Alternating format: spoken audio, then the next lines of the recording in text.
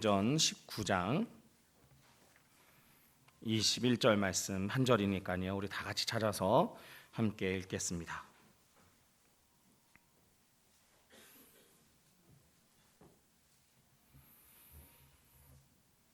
사도행전 19장 21절 한 절입니다.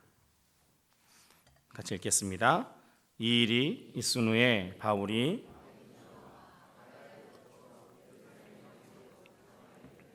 내가 거기 갔다가 후에 노마도 보아야 하리라 하고. 아멘. 오늘 본문 속에 보시면 바울은 이렇게 고백합니다. 노마도 보아야 하리라. 사실 바울의 이 고백은 자신의 꿈을 표현한 말입니다. 모든 사람에 대해서 빚진 자의 심정을 가지고 있었던 바울, 그는요 한 사람에게라도 복음을 증거하고 싶다라는 그런 꿈을 가지고 있었습니다. 로마서 1장 14절에서부터 17절 말씀에 보면 헬라인이나 야만인이나 지혜 있는 자는 어리석은 자에게도 다 내가 빚진 자라. 그러므로 나는 할 수 있는 대로 로마에 있는 너희에게도 복음 전하기를 원하노라. 내가 복음을 부끄러워하지 아니하노니 이 복음은 모든 믿는 자에게 구원을 주시는 하나님의 능력이 됨이라. 먼저는 유대인에게요 그리고 헬라인에게로다. 복음에는 하나님의 의가 나타나서 믿음으로 믿음에 이르게 하나니 기록된 바 오직 의인은 믿음으로 말미암아 살리라 함과 같으니라 라고 이야기합니다. 이와 같이 사도 바울의 꿈은요 할 수만 있다면 모든 사람, 그러면서도 한 사람, 그 한 사람에게 복음을 증거하고 싶은 것이 바로 사도 바울의 꿈이었습니다. 그래서 사도행전 19장 21절에 노마도 보아야 하리라는 말은 바로 자신의 그 꿈을 표현하는 짤막한 한 단어라는 사실입니다. 그런데 놀라운 사실은요, 하나님께서 사용하시는 사람은 바로 이렇게 꿈을 가지고 있는 사람이라는 겁니다. 평범한 사람이 꿈을 가지면 위대해질 수 있습니다. 그런데 능력이 많다고 해서 꿈을 가지지 않으면 그는 평범한 사람도 되지 못하더라는 것입니다. 이렇게 하나님이 우리에게 주시는 꿈을 가리켜 우리는 비전 또는 부르심이라고 말합니다. 하나님이 우리에게 주신 꿈은요 비전이라는 말로 또 부르심이라는 말로 표현되어집니다. 바울은 꿈의 사람이었습니다. 그런데 이 꿈을 가지고 있었던 바울의 모습은 그러니까 바울이 되기 전 사울의 모습 속에서도 발견할 수 있는데요. 빌립보 교회 성도들에게 사도 바울은 자신을 그리스도인이 되기 전 자신을 이렇게 표현합니다. 빌립보서 3장 5절에서 6절 말씀을 보시면 나는 8일 만에 할례를 받고 이스라엘 족속이요 베냐민 지파요 히브리인 중에 히브리인이요 율법으로는 바리새인이요 열심으로는 교회를 박해하고 율법의 위로는 흠이 없는 자라라고 이야기합니다. 그럼 바울의 이 말은 뭡니까? 내가 그리스도인 되기 전에도 나는 어떤 사람이었습니까? 꿈을 가지고 있었던 사람이라는 겁니다. 어떤 꿈일까요? 바로 유대인이 가지고 있는 꿈입니다. 유대인이 가지고 있는 꿈은 뭡니까? 율법을 통해서 다스려지는 나라를 만들고자 하는 꿈이 바로 유대인들이 가진 꿈입니다. 율법은 하나님이 유대인들에게 주신 하나님의 더할 나위 없는 은혜 아니겠습니까? 그래서 유대인들 중에 유대인들은요 그 하나님의 말씀으로 이 운영되어지는 나라를 가지고 싶은 것이 바로 유대인들의 꿈이었다라는 겁니다. 사도 바울은 바로 그런 사람이었습니다. 유대인의 하나님의 율법으로 다스려지는 나라. 그런데 가만히 보니까 어떤 일이 발생했냐면 그리스도인이라고 이야기하는 사람이 등장합니다. 근데 그 그리스도인들이 이야기하는 것을 가만히 듣고 보니까 완전히 내가 지금까지 믿고 있었던 율법과는 반대되는 이야기를 하는 겁니다. 그러니까 사도 바울, 그때는 사울이죠. 사울의 입장에서 볼 때는 이거는 자신이 이제까지 꿈꿔왔던 꿈에 반대되는 이야기를 하는 겁니다. 그렇기 때문에 반율법적이고 반유대적인 그리스도인들을 박해할 수밖에 없었다는 거죠. 여기 보면 이 빌립보서 3장 5절 6절에 보면 열심으로는 교회를 박해하고 율법의 의로는 흠이 없는 자라는 말은요 단순히 이 사도 바울의 박해가 개인적인 감정에 의한 행동이 아니라는 겁니다. 철저하게 이것은 유대인으로서 유대인의 꿈을 실현하기 위한 그런 행동이었음을 말해주고 있는 것입니다. 그래서 그는 어떻게 살았습니까? 사도행전을 쭉 읽다 보시면 사도행전에서 이 사도 바울이 첫 등장하는 게 사도행전 8장이죠. 7장이네요. 7장에 보시면 스데반을 죽이는 일에 동참하는 것에서부터 사도 사울이죠. 그 당시에 사울에 등장하는 것을 볼 수 있습니다. 그리고 8장에는 사울이 본격적으로 교회를 이제 탄압하는, 잔멸하는 일들에 앞장서고 있는 것을 볼 수 있고요. 사도행전 9장에 보면 스스로 대제사장에게 이 표를 얻어서, 그죠? 다맥색으로 이제 그리스도인이라고 이야기하는 사람들을 잡아 죽이려고 가는 것을 볼 수 있습니다. 당시 이 예루살렘에는 수많은 유대인들이 있었을 겁니다. 그리고 그 수많은 유대인들 중에 또 청년들도 있었을 것입니다. 그런데 그들 중에 이 사울이라는 청년은 아주 열정적으로 자신의 꿈을 실현하고자 노력했다라는 사실입니다. 사랑성도 여러분, 하나님은 때로는 이러한 사람을 사용하십니다. 물론 이 사울이 가는 길은 하나님이 원하시는 길은 아닙니다. 어떻게 보면 하나님이 원하시지 않는 길을 선택한 것입니다. 그럼에도 불구하고 그는 아주 열정적인, 그리고 꿈이 있는, 그리고 그 꿈을 이루기 위한 자신의 헌신과 투자를 하는 사람이었다라는 사실입니다. 그래서 하나님은 그를 불러주셨습니다. 그리스도인을 박해하기 위해 담메색으로 가는 그 사울을 만나 주셨습니다. 사도행전 9장 2절로 5절 말씀을 보면 비로소 사도행전에 예수님을 만나는 사울의 이야기가 기록되어져 있습니다. 담에석 여러 해당에 가져갈 공문을 청하니 이는 만일 그 돌을 따는 사람을 만나면 남녀를 막론하고 결박하여 예루살렘으로 잡아오려 함이라. 사울이 길을 가다가 다메섹가에 가까이 이르더니 호련히 하늘로부터 빛이 그를 둘러 비추는지라. 땅에 엎드러져 들음에 소리가 있어 이르시되 사울아 사울아 내가 어찌하여 나를 박해하느냐 하시거늘 대답하되 주여 누구시니까? 이르시되 나는 내가 박해하는 예수라. 사울의 이 성격과 모습을 잘 볼 수 있는 이 사도행전 9장입니다. 이렇게 열정적으로 자신의 꿈을 이루고자 했던 사울, 그를 예수 그리스도는 만나 주었습니다. 그리고 그의 길을 수정하셨죠. 어떻게 해요? 하나님이 만나 주심으로 그의 삶이 바뀌었다라는 겁니다. 그의 바뀐 삶은 19절로부터 22절까지 말씀을 보면 잘 등장을 합니다. 사도행전 9장 19절로부터 보시면요, 음식을 먹음에 강건하여지니라. 사울이 다메섹에 있는 제자들과 함께 며칠 있을새 즉시로 각 해당에서 예수가 하나님의 아들이심을 전파하니 듣는 사람이 다 놀라 말하되 이 사람이 예루살렘에서 이 이름을 부르는 사람을 멸하던 자가 아니냐. 여기에 온 것도 그들을 결박하여 대제사장들이 끌어가고자 함이 아니냐 하더라. 사울은 힘을 더 얻어 예수를 그리스도라 증언하여 다메섹에 사는 유대인들을 당혹하게 하니라 라고 이야기합니다.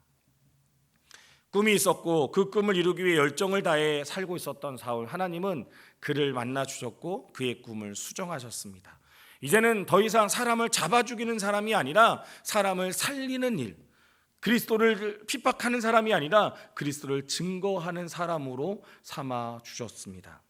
사랑하는 성도 여러분, 우리는 이 바울의 이야기를 통해서 몇 가지의 사실을 발견할 수 있습니다. 하나는 하나님은 꿈이 있는 사람을 사용하신다라는 겁니다. 하나님이 들어 쓰시는 사람은 꿈을 가지고 있는 사람입니다. 비전을 품고 하나님의 사명을 가진, 부르심이 무엇인지를 아는 사람을 하나님은 사용하십니다. 두 번째, 하나님은 하나님의 뜻에 합당한 꿈을 가질 때 진정한 이 땅의 샬롬을 허락하신다라는 사실입니다. 이전 사울이 가지고 있었던 유대인으로서의 꿈을 이루기 위해선 샬롬이 아니라 아주 불편함이죠. 많은 사람들에게 어려움을 주는 일을 감당해야 했습니다. 그러나 그가 그리스도의 복음을 증거하자 그의 삶의 모습은 달라졌다라는 겁니다. 그는 가는 곳마다 하나님의 평화를 증거하였고 하나님의 평화를 맛보는 사람이 되었습니다. 우리가 하나님의 뜻에 합당한 꿈을 가질 때 비로소 우리가 머물고 있는 공동체에도 바로 그 평화가 임하게 될 수 있습니다. 세 번째, 하나님은 한 사람이 가지고 있는 그 가능성을 통해 하나님의 뜻을 이루신다라는 사실입니다. 잘 아시겠지만 사도 바울이 행한 놀라운 이 복음의 업적은요, 지금까지도 이어지고 있다라는 사실입니다. 그가 하나님이 원하시는 꿈을 가졌을 때 이 놀라운 일이 이 땅에 바로 이루어졌다라는 사실입니다. 상속 하나님이 이루고자 하는 가장 큰 계획은 무엇이었을까요? 이 땅에 하나님이 이루고자 하는 가장 큰 계획은 요한복음 3장 16절부터 18절까지 있는 말씀을 보시면 알 수 있습니다. 잘 아시죠? 하나님이 세상을 이처럼 사랑하사 독생자를 주셨으니 이는 그를 믿는 자마다 멸망하지 않고 영생을 얻게 하려 하심이라. 하나님이 그 아들을 세상에 보내신 것은 세상을 심판하려 하심이 아니요 그로 말미암아 세상이 구원을 받게 하려 하심이라. 그를 믿는 자는 심판을 받지 아니하는 것이요 믿지 아니하는 자는 하나님의 독생자의 이름을 믿지 아니하므로 벌써 심판을 받은 것이니라. 하나님이 이 땅에 가지고 있었던 가장 큰 계획은 다시 한번 하나님이 사람과 아주 좋은 관계를 유지하는 것입니다. 에덴일 수 있었던 것은 에덴은 하나님과의 아주 친밀한 관계를 유지하는 장소였기 때문이다라는 사실입니다. 하나님이 살아계셨고 그 살아계신 하나님이 자신이 만든 그 사람과 아주 유대적인 관계를 유지하는 그곳이 바로 에덴이었습니다. 그런데 그 관계가 깨어졌죠. 거기서부터 하나님은 또 다른 계획을 가지십니다. 이 깨어진 관계를 내가 다시 회복하리라. 누구를 통해서? 예수 그리스도를 통해서. 그러니까 하나님이 가지고 계셨던 놀라운 계획은요, 바로 다시 한번 이 사람과 아주 친밀한 교제를 나누길 원하신다는 겁니다. 그래서 이 땅에 아들을 보내셨고 그 아들로 말미암아 모든 사람이 구원을 얻을 수 있도록 하셨습니다. 그리고 예수님은 이 땅에 오셔서 그 사명을 이루셨다라는 사실입니다. 마태복음 4장부터 보시면 마태복음 4장 4절에요. 예수께서 대답하여 이르시되 기록되었으되 사람이 떡으로만 살 것이 아니요 하나님의 입으로부터 나오는 모든 말씀으로 살 것이라 하였느니라 하시니, 예수께서 이르시되 또 기록되었으되 주 너의 하나님을 시험하지 말라 하였느니라 하시니, 이에 예수께서 말씀하시되 사다라 물러가라 기록되었으되 주 너의 하나님께 경배하고 다만 그를 섬기라 하였느니라. 예수님이 40일간 금식하신 이후에 첫 번째로 사단에게 시험받는 장면입니다. 말씀을 묵상하면서 이런 생각을 합니다. 만약 내가 예수님이었다면 이 첫 번째 시험에 무너지지 않았을까? 40일 동안 금식한다, 정말 어려운 일이거든요. 근데 할 수 없는 것을 이야기하는 것이 아니라 할 수 있는 것을 이야기하는 겁니다. 하나님의 아들 예수님 아닙니까? 어렵지 않거든요. 돌, 떡 만드는 거 어렵지 않습니다. 사단이 그 점을 지금 들어오지 않습니까? 당신이 하나님 아니다, 아들 아닙니까? 그렇다면 배고픈 당신 그거 하십시오. 어려운 일 아닙니다. 사랑하는 성도 여러분, 예수님은 당신의 사명을 잃어버리지 않으셨다는 겁니다.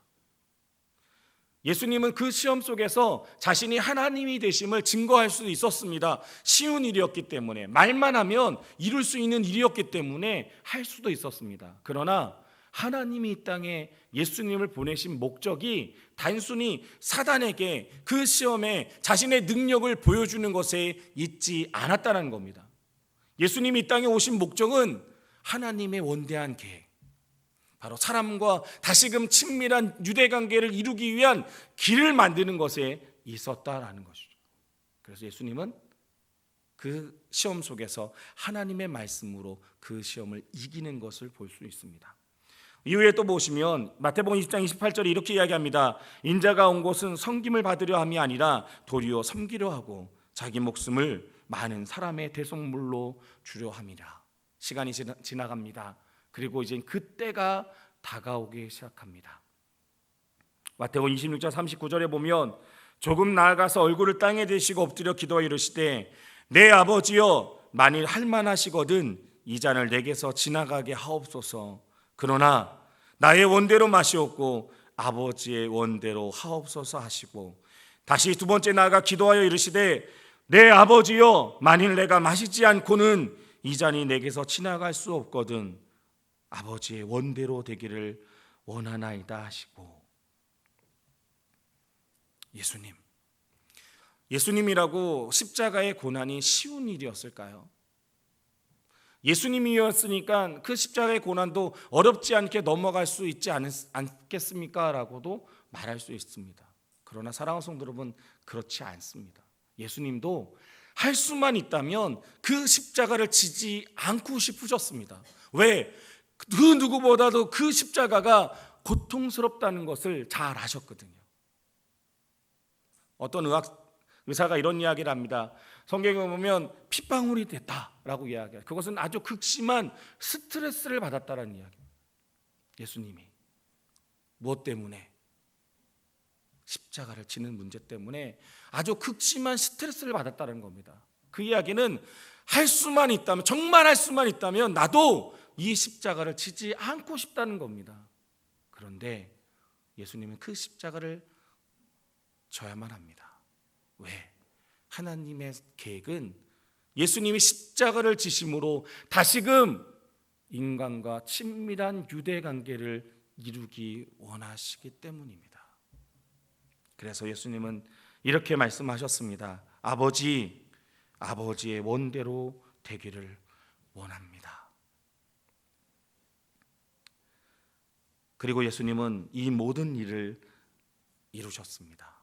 우리를 대신하여 십자가를 지셨고 그곳에서 물과 피를 다 쏟으셨습니다. 그리고 마지막에 우리를 향해 다 이루었다라고 말씀하셨죠. 거기서 끝나는 것이 아니라 3일 후 예수님은 부활하셔서 우리의 신랑으로 우리가 갈 그 처소를 예비하고 계십니다. 그 예수님이 이제는 우리에게 이렇게 말씀하셨습니다. 사도행전 1장 8절입니다. 오직 성령이 너희에게 임하시면 너희가 권능을 받고 예루살렘과 온 유대와 사마리아와 땅끝까지 이르러 내 증인이 되니라 하시니라. 아멘. 그 십자가를 지신 예수님께서 이제 자신의 사랑하는 제자들에게 마지막으로 부탁하신 것은 너희들이 이 땅에서 이제 증인된 삶을 살라라고 명령하셨다는 사실입니다. 사랑하는 성도 여러분, 여러분은 비전의 사람입니까? 하나님의 부르심 속에 하나님이 주신 사명을 가지고 살아가고 계십니까? 여러분이 가지고 있는 비전은 무엇입니까? 어떠한 비전을 가지고 살고 계십니까? 하나님은 우리에게 그 나라와 그 의를 위해 살라라고 말씀하셨습니다. 무엇을 먹을까? 무엇을 마실까? 무엇을 입을까를 고민하는 것이 아니라 너희는 먼저 그 나라와 의를 위해 살아라. 그리고 너희는 내 증인이 되라고 말씀하셨습니다. 어제 중고등부 학생 아이들과 함께 서대문 형무소 역사관이라는 곳을 방문했습니다. 역사관을 쭉 돌아보면서 한 방에 들어가니까 한 방에 사람들의 이름으로 가득 찬 방이 있었습니다. 한 3,000명 정도 이 수감자들의 얼굴과 이름표였습니다. 그것을 보면서 이런 생각이 들었습니다. 그들이 없었다면 우리가 지금 누리고 있는 이 자유가 있었을까?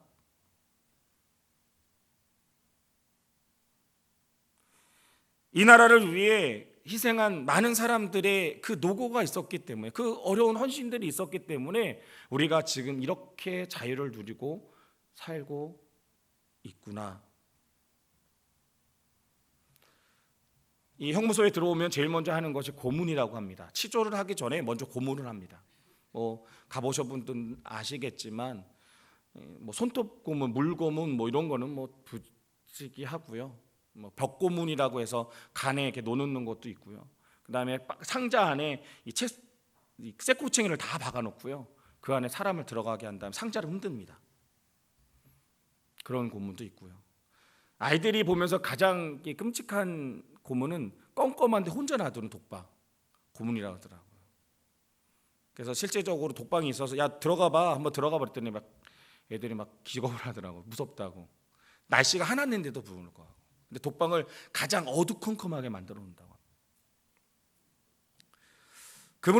그곳에서 나라의 독립을 위해서 애썼던 그분들이 계셨기 때문에 우리가 이렇게 지금 자유롭게 살아가고 있지 않을까? 참 감사했습니다. 사랑하는 성도, 마찬가지입니다. 하나님께서 우리에게 신앙의 자유를 주기 위해서 이 땅에 자신의 아들 예수 그리스도를 보내주셨습니다. 그래서 그 예수 그리스도께서 우리를 위해, 나를 위해 보혈을, 그 피를 흘려주셨기 때문에 이젠 죄에서 자유를 얻어 하나님의 자녀로 살아갈 수 있게 되었다는 사실입니다. 그리고 더 나아가 믿음의 선조들이 이 복음에 대한 열정과 헌신을 가지고 있었기 때문에 지금 우리에게 이 하나님의 놀라운 복음이 전달되어졌다는 사실입니다. 만약 그들이 하나님의 복음에 대한 열정이 없었다면, 그리고 자신에 대한 삶의 헌신이 없었다면 이 땅에 하나님의 복음은 아직도 들어오지 않았을 것이라는 사실입니다. 마찬가지입니다. 예수님이 마지막으로 제자들에게 부탁하신 것은 단순히 너희들은 예루살렘에 모여서 내가 올 때까지 기도하라는 것이 아닙니다. 너희들은 그곳에서부터 시작하여 세상 끝까지 내 증인이 되라고 말씀하셨다는 사실입니다. 사랑하는, 이제는 우리 이 복음을 다음 세대로 넘겨 주어야 합니다. 그러나 가만히 있으면 이 복음이 저절로 다음 세대로 흘러가지는 않는다는 사실입니다. 여러분들이 먼저 하나님의 사명을 바라보십시오. 모두에게, 한 사람 한 사람에게 하나님의 부르심에 분명한 사명이 있다는 사실입니다. 그 사명을 다시 회복하시길 바랍니다. 그리고 그 하나님의 사명을 지키기 위한 여러분들의 결단과 헌신이 필요합니다. 하나님, 저는 사명자입니다. 그리고 머문다면 그 사명이 절대로 이루어지지 않는다는 겁니다. 사명자면 사명자다운 삶의 모습이 분명히 필요합니다. 내가 하나님의 사명자인데 어떻게 이 세상 사람들과 똑같이 살 수 있겠습니까?